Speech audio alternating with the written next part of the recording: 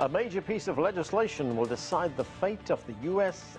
debt ceiling. And in other political news, more candidates enter the Republican field for the White House. Hello, I'm Anand Knight, and this is The Heat.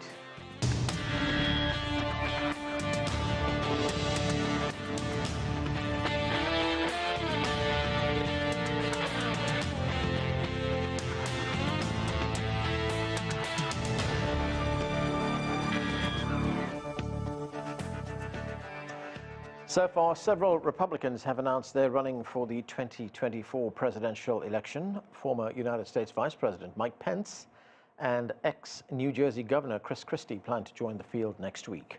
Meanwhile, the U.S. House of Representatives passed the bill to prevent the federal government from defaulting on its debt. The 99-page deal now awaits approval in the United States Senate before the June 5th deadline. Well, we're joined now by CGTN's Sean Calebs. He joins us with more on this bill. So, Sean, this bill now goes to the Senate. What happens? I mean, can the Senate change it? Can it send it back to the House? Absolutely. They can do a lot. And right now, they are debating, do they want to add any amendments to this? Now, that's where things get, of course, very tricky. We can tell you that Majority Leader Chuck Schumer came out and said time is one luxury that members of the U.S. Senate simply do not have to have. You talked about that June 5th deadline, and that is a deadline from the U.S. Treasury basically saying that this measure has to be signed, approved, and signed by President Joe Biden into law, or else the U.S. runs the very real risk of running out of cash and not being able to pay its bills. Now, McConnell is urging Democrats come out in support of this measure, as is the minority leader, Mitch McConnell of Kentucky. A couple of procedural things. 100 members, all 100 members, must vote to fast-track this, approve it for fast-track, or else then everything's open for discussion, and it would be basically impossible to have this thing hammered out and signed by Monday. One thing being kicked around right now by many Senate Republicans is the money that has been allocated for the Defense Department. Republicans say it simply isn't enough with the ongoing events in Ukraine, plus growing tensions with nations such as China. The U.S. believes it needs to bolster its military, spend more money on military. The Democrats say, look, not at this point. It's not.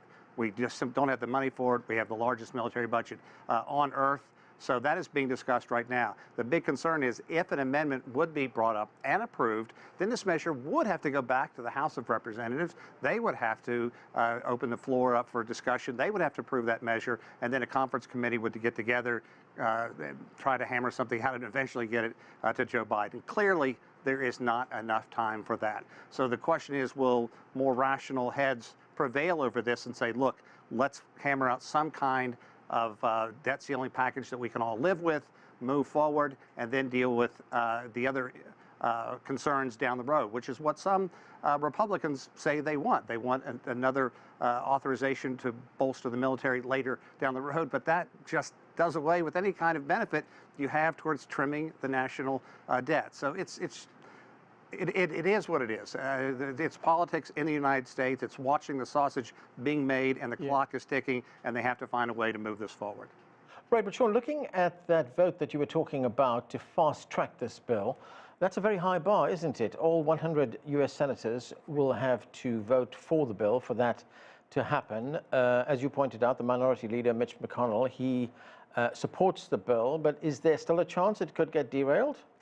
I don't know if it could get derailed. That would be a very tough sell, because I think that everybody at this point realizes, look, the Senate would have loved to have more time to hash this out. It took the House how long to approve this and then get it, and now the pressure's on, and a lot of Senate members believe they basically have to rubber stamp it, and they don't like being put in that position. But I think that if you listen to what people are saying, read between the lines, they may be posturing, saying, we need this for a budget. You know, we need this for our climate fight. We need this now. We need this now. But at the end of the day, if they don't approve this, and if the debt ceiling is not raised by Monday, then they run the risk of not only destroying the United States economy, bumping up unemployment rate from 3.4% to about 8%, putting millions of people out of work, but what is it going to do to the global economy? Then fingers all over the world would be pointed at the United States. How did you let this happen? The biggest economy on earth. It's just a mess. So I think that calmer heads are going to prevail. It's a lot of theater, it's a lot of politics, but at this stage, all the discussion is atmospheric. Until they take a vote, we don't know what they're going to do. But as I mentioned, Schumer says the Senate will stay in session until they approve this measure. Okay, Sean, thanks. That was CGTN Sean Caleb's reporting. Well, to continue our discussion right now, let's bring in our panelists. Joining us here in Washington, D.C., Adolfo Franco is an attorney and Republican strategist. Joseph Williams is a former senior editor at U.S. News and World Report. We also have Bruce Fine. He is a constitutional lawyer. And Douglas Sloan is a political analyst and principal at the National Capital Strategy Group. Welcome to all of you. Douglas Sloan, this was a vote for the record, wasn't it? I mean, more Democrats voted for what is essentially a Republican bill than Republicans themselves. What does that tell us? Well, I think it tells us that the Democrats are the adults in the room. The Democrats realize the catastrophic outcomes of not passing a debt ceiling bill and allowing the United States to pay on its bills. We'd be looking at perhaps a global recession. Interest rates would spike. We wouldn't be able to pay our military salaries, Social Security. The payments from all the government agencies might get stopped. The government might shut down, and it would be a catastrophe. So they realize that we need to move forward. We need to maintain our credit rating, which would also be in danger if we defaulted on our debt. And, this brinksmanship every 6 months or a year on the debt ceiling is silly. We're the only Western nation besides Denmark to maintain a debt ceiling, and their debt ceiling is far beyond what they've ever approached. So at this point, it's archaic. It's been around for about 105, 106 years, I believe it was. It came about by Woodrow Wilson in 1917, and it's just silly in these hyper-political partisan times to have these fights on a biannual basis and run the real risk of defaulting on our debt and plunging into a recession. At this point, we should do away with the debt ceiling and just tie it to spending, tie it to different spending increases. So, anytime there's a spending increase in Congress, the debt ceiling will go up. But we can't keep doing this. Douglas, there is agreement in the House right now, and it's working its way through the Senate. But there's also been criticism, even from the Democrats on the left, who say that this bill is going to impact the most vulnerable in society the most. There's a reference here to, for instance, the fact that there's new work requirements for food stamps, to get nutritional assistance. Is that valid criticism? It's valid, but it also expands some of those programs for veterans and for homeless people. So there was a little give and take in this bill. I understand that people are concerned. I believe they raised the age of people receiving those benefits into the mid-50s, that you still have to work. And there are obvious concerns on the Democrats within the Democratic Party about this, but also some of those services got expanded. And, politics is all about compromise. This is how the sausage is made. We have to understand that you're going to give a little and hopefully get a little. Adolfo Franco, there was an opinion piece in the Financial Times, which is a conservative newspaper, and this is the way the Financial Times described the vote. And I'm quoting here. It said, "Rarely in the history of fiscal brinkmanship has so much noise been made by so many Republicans with so little to show for it. The result is a win for Biden," unquote. What do you make of that? Well, I have a lot of respect for the Financial Times and even more for my friend Douglas. But a couple things. A little bit of history here, just recent history in the last 4 months. The President of the United States said absolutely no negotiations of any kind. A clean debt ceiling increase, period. No negotiations. How many times did we hear that from the White House press secretary? Constantly. No negotiation, not up for negotiation, no taking hostages. At the end, he negotiated. So it has to be, first, a huge win for Speaker McCarthy. There's just no question about it. That was the position of the White House and the position of many Democrats in the first instance. Secondly, I think $2.1 trillion in savings is not chicken feed, with all respect to the Financial Times. It was a House bill when we only control 1/3 of the government, 1/3 by 4-seat majority. That House bill that was initially passed, was that going to pass the Senate and have the president sign it? Absolutely not. Douglas is right. This was the compromise, but reminding everyone that the president said he would not compromise, and indeed he compromised. So I think a lot was in that bill that was very happy, made many conservatives happy. A couple of things as well, additional things. The adults in the room, I guess, Douglas, there are 50 children, Democrat children, because 50 Democrats did not vote for this bill. You really almost have equal numbers of 71 Republicans, a little larger number of Republicans in the House, but pretty much the left and the right of the parties that wanted to stick to their guns didn't go along with this bill, and both sides had enough margin to give what we call passes. Right. To do it. So you have to understand that this is a Republican victory that has, remember, the alternative was a clean CR. Now we have major significant concessions, of which I will say President Biden, when he was a senator, 5 times insisted on non-clean, exactly what Kevin McCarthy has done. So when Douglas refers to whether it's the filibuster or the debt ceiling, when they're not in the driver's seat, they want to eliminate these things, stack the Supreme Court when things aren't going their way. When they're back in the minority, you will hear a very different tune from Douglas and Democrats about the debt ceiling and about the filibuster. And indeed, President Biden is an example of that 5 times when he insisted on concessions and negotiations when there were Republican presidents. Okay. Adolfo, very briefly, if you can, you say it's a huge win for Kevin McCarthy, but given the level of unhappiness on the right among Republicans, how safe is his job as Speaker? Well, I think it's going to be tenuous. I'm not going to spin anything in this program. That's why I like this program. It's going to be very difficult. I really think it would be an embarrassment there might be a motion to vacate, to change the speakership this early on. I mean, I think it'd be very, very devastating for Republicans. But so I think that's a problem. He has to reach out and make some assurances, particularly in the appropriation strategy. That's the next step, and beyond the next 2 years. Keep in mind that viewers have to understand this. The $2.1 trillion I'm talking about in savings is for the next 2 years. The expectation is that we will win the White House and control of Congress in 2 years, and then we can address the remaining 6. Okay. But to the short-term question that you're asking, yes, I think it's going to be a very big challenge. But the question is this: if it's not Kevin, who I know, who is it? Who is the next speaker? Obviously, you're not going to get someone that represents only 50 or 60 or 70 members, and 150 are not on the Freedom Caucus. So that's the challenge for the opposition. Okay. Joseph Williams, let's look at some of the concessions, if I could call it that President Biden had to make to get to this deal. I mentioned the fact that there's new work requirements for food stamps. The IRS would see some of its funding cut by about 25%. It's around $21 billion. The repeal of clean energy provisions, which was in that initial Inflation Reduction Act. There'll be cuts in student relief as well. But of course, everyone agreed that the Pentagon needs more money. So how will this look for the president politically? Politically, it's a mixed bag. I mean, I concur with everything that everybody said ahead of me, in that it's a compromise that both sides can claim some victory, both sides can claim defeat.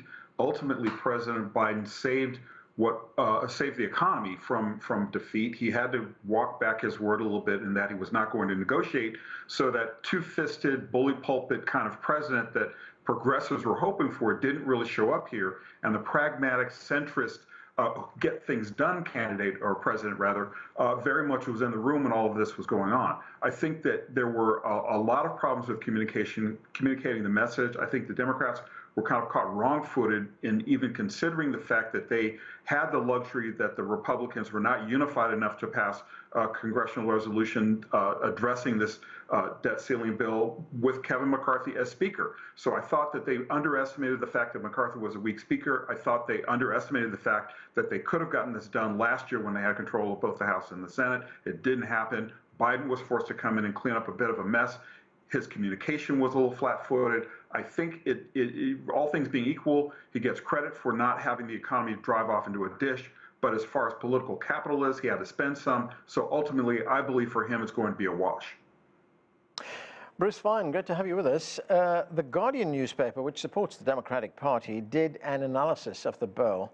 and had this to say about President Biden, and I'm quoting here again. It said, Biden could also claim vindication for his underlying theory of his presidency that in the age of polarization, it takes an apostle of bipartisanship and a 36-year veteran of the Senate to reach across the aisle and make deals with his opponents. Do you agree with that, that Biden is the, as the Guardian says, the apostle of bipartisanship? No, I don't think it's Biden. I think that in very large issues, for example, defense, which absorbs 85% of discretionary spending, there basically is no difference between Republicans and Democrats. You don't need to be bipartisan. Everyone's in favor of a military-industrial security complex. Everybody thinks, China and Russia, Putin and Xi are the bad guys, and we have to be the policemen of the world. And that's why the military budget continues to spiral, oftentimes greater than what the president proposes. So I think that despite the theatrics that suggest that there's these enormous differences between Republicans and Democrats, I think 80–90% of that is just a mirage. They agree on most of the things. And when they talk about the Republicans demanding a $2 trillion cut, they're not talking about cutting the actual budget. They're suggesting lessening how much increase there will be in the national debt. That we have a national debt now of $31 trillion and soaring. There's no budget proposed by Republicans or Democrats that are having that $31 trillion diminish. Why is that important? Because with the Fed and interest rates climbing, the carrying cost of that amount is going to rise from maybe 700 or 800 billion to over $2 trillion if interest rates on Treasury bills are like 4 or 5%. Unfortunately, the Chinese could be big losers too, because you have a huge portion of Treasury bills, maybe $1 trillion to $2 trillion. They're going to be worth less because you bought them at interest rates that were lower. Right. And so I just think this idea of bipartisanship, whatever, it really doesn't get to the crux of what I think is the pathology of American politics today. We don't have a consensus about what's really needed to get the United States back on track with a booming economy, fair taxes, and work for all. And the current system is not yielding that. It seems, Bruce, that you largely agree with what the cynics sometimes say, that there aren't two parties in the United States. There's one party with two branches. Yeah, or it's a little bit like George Bernard Shaw about the United States and Britain. He once said that there was two countries with a common language, or one country with different languages. But I agree with that. I don't know whether I'd call it cynicism. I just think it's a description of exactly where we are. There's very, very little difference between the two parties on the major big issues, social issues, LGBT, abortion, whatever, yeah. But the monetary consequences and the day-to-day impact on the vast majority is de minimis. Right. On the very large issues, they're all marching one step after the other. And that's why when the Congress shifts from Republican to Democrat or vice versa, very little changes. We talk about the debt ceiling and getting rid of it. Well, when Democrats have controlled the House and the Senate and the White House, why didn't they get rid of the debt ceiling? They could do that. Just eliminate the statute by simple majority and the president signing it. They don't do that because they also know they need at least a fig leaf of discipline in order to suggest they're not too profligate. And that's why you come back with these, when we'll have 2 years respite and then we'll have this debate again. So we'll go through the same theater and the result will be similar to what we've seen in the last few days. Well, Douglas Sloan, getting back to the mechanics of this bill right now. So it's passed in the House, as our reporter told us. It's now making its way through the Senate. I mean, what do you expect this bill to pass in time before June 5th? Absolutely. Both leaders of both parties, rather, in the Senate are supporting this debt ceiling bill, and they are well aware that they do not have the luxury of time on this issue, that if there's an amendment and the bill gets sent back to the House, that would buttress them right up against the deadline for passing this bill and not defaulting on our bills and on our bills, which could send this world into recession, send everything into a recession. So yeah, I am fully confident that we are going to get this passed. Both leaders are behind it. Both Mitch McConnell and Chuck Schumer are behind getting this passed. The Senate, they're much less likely and much less partisan controlled than the House of Representatives. So they're more likely to understand the gravity of the issue involved. They're going to pass this bill and we're going to move on to see another day regarding the debt ceiling. Okay, and we are going to move on as well. Adolfo, let's look at the Republican race for 2024. That's the presidential race. We have the Florida governor, Ron DeSantis, has now thrown his hat into the ring. And there have been analysts who saying that DeSantis and Donald Trump, who's leading in the polls right now, could engage in something of a slugfest for the nomination. But how do you rate the chances for the Florida governor? Well, I think he's a formidable candidate. I would not underestimate him in any shape, way, or form. It's so early, and I know that's a cliche to be used, but I remember people were talking that Scott Walker, governor of Wisconsin, very similar in many ways to Governor DeSantis, was going to be the Republican nominee because he had the right resume and the right positions. Ron DeSantis certainly has those things, as Governor Walker did. He has more money raised right now, which is important than President Trump. And anything could happen, President Trump could falter and so forth. I think, though, you began this program with teeing it up with saying that, you have other people coming into the race, other significant figures, Governor Christie, which will be interesting in terms of slugfest. You're going to see a slugfest there with Governor Christie vis-a-vis President Trump more directly than with Governor DeSantis might be the case, and Vice President Pence. But this might be a replay of the playbook of 2016, where you have so many well-known Republican candidates that at the end, President Trump just wins because it's divide and conquer. I think President Trump is benefited by having many in the race, and I'm not sure that this is going to be a two-person race anytime soon. This will be, as you referred to, a slugfest. Right now, the criticisms that Governor DeSantis they're early, lobbed at President Trump have not changed much in the polls. One has to remember that in many ways, not in many ways, President Trump is the incumbent in terms of the Republican Party. He's the equivalent of Joe Biden in this regard. He was president of the United States. He's still viewed as the leader of the Republican Party de facto. And therefore, his advantage is that of incumbency in many ways. And his record is really what all the other candidates have largely, if not entirely, embraced. Very difficult to see how you break out of that. Yeah. Another candidate. All right, Joseph Williams, what do you make of that? I mean, Donald Trump is way up in the polls over his competition. I mean, do you see any of the other candidates? I mean, we mentioned former Vice President Mike Pence, the former New Jersey Governor Chris Christie. There's also Nikki Haley, Larry Elder, Tim Scott is also in the race as well. What will it take for them to basically overtake Trump?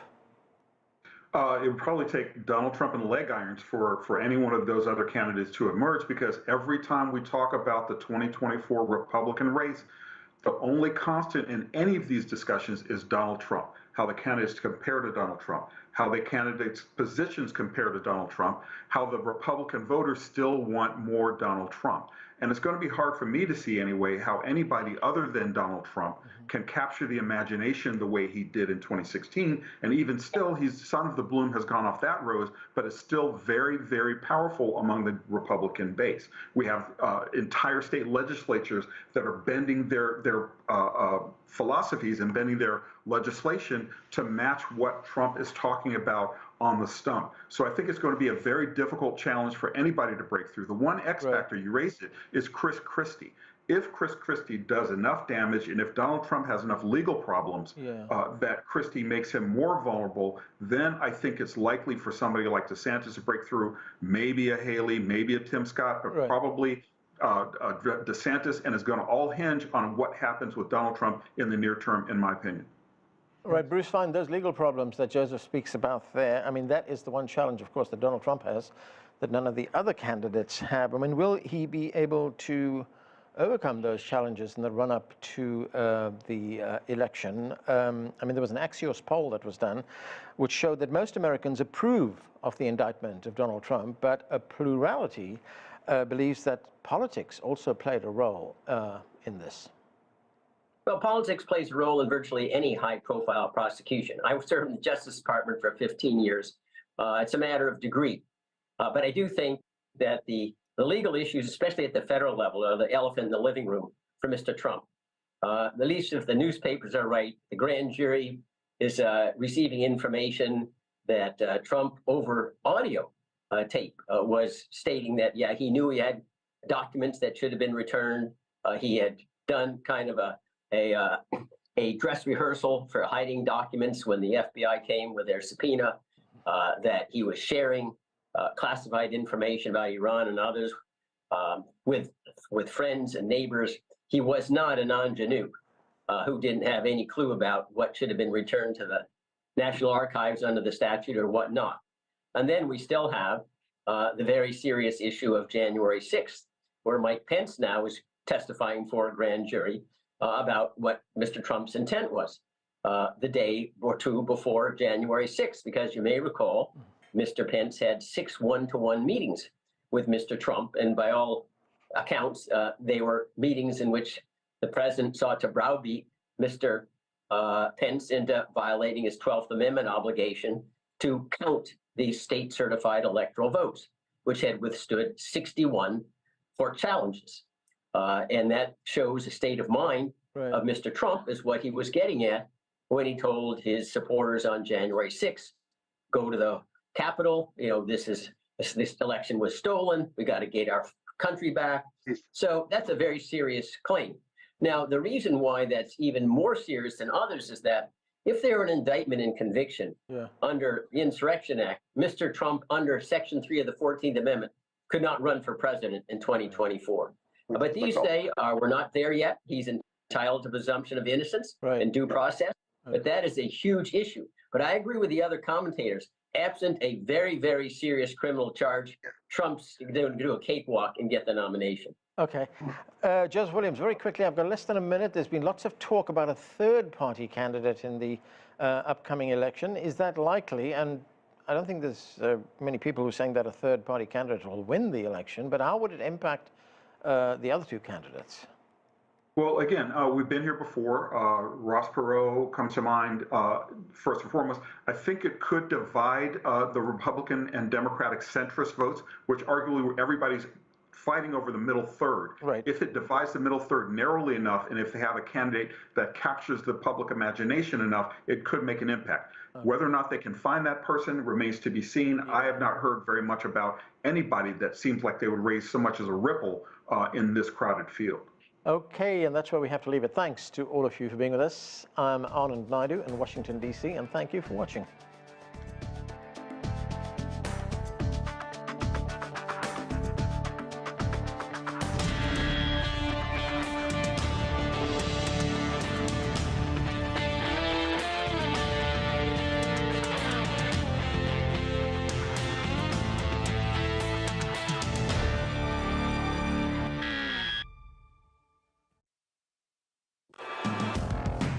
The nature of business is to bring value.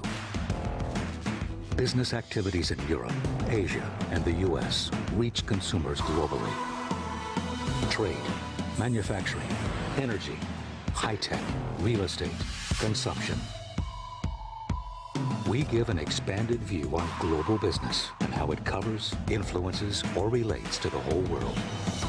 Global business, only on CGTN.